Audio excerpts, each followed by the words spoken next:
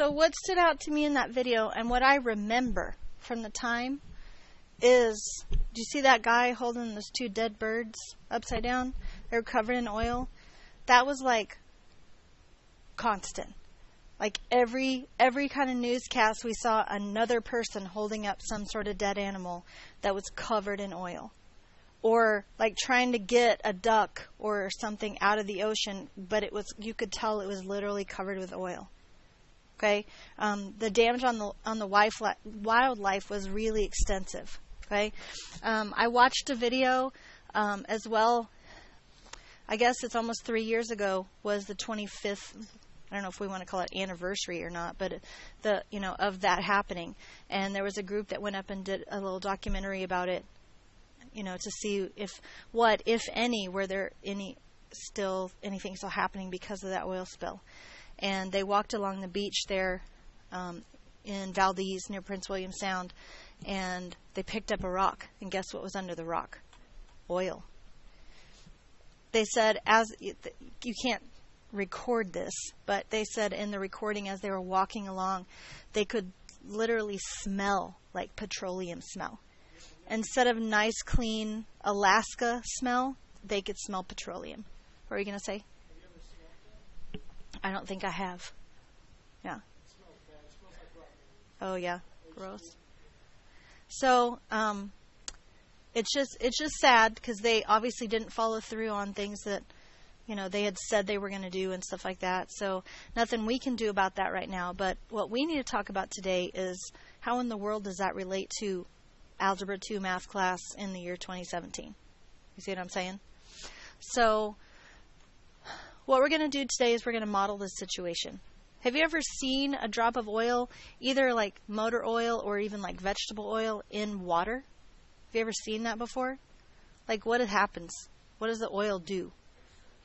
It goes to the top, right? It floats.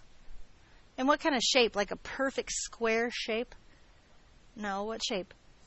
Almost like a circle, right?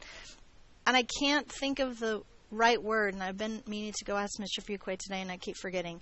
But I think maybe this is the right word. If not, I'll fix it later. But like the viscosity of the oil, like it wants to stay with other oil, right? It doesn't mix in with the water, right? You can't stir it enough to make it mix in with the water. Oil wants to stay with other oil, and it kind of just collects with each other, right? Even if I pour more oil in, all the oil, it's going to grow because I'm pouring more, but it's all still staying together if it can, right? And it forms kind of a circle shape, right? Now, you saw in the video that it was more like fingers, right? You saw that one where you could see almost, it looked like fingers stretching out, but even on the end, it was curved, right? Round. And a lot of that had to do, I think, with the waves. Right, if it was just still water, that all that would have tried to collect together. Okay, so we're going to model that situation today, and the reason we're going to model it, and I'm going to spoil the surprise for you. Okay, I think it probably wouldn't be too much of a surprise because what we did last time we met together. We're going to model this. Okay, 1 Cheerio is going to equal 1 gallon of oil. Okay. And what's really cool is if I measure this, right, if I take a ruler, now today we're going to be like every other country in the world except the United States and the other 2 countries that use standard measure, right? Today we're going to use metric, okay? If I measure the diameter of this Cheerio, what would that be? It's like 1.3 maybe, right? And then if I add more oil, right? More Cheerios. So 2, 3, 4, 5, 6, 7. So 7 total. Is that pretty much a circle again? And then I measure that diameter. 3.8. Right? Because we got the 5 right there.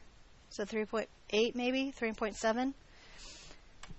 And I graph that. Gallons of oil is my independent value.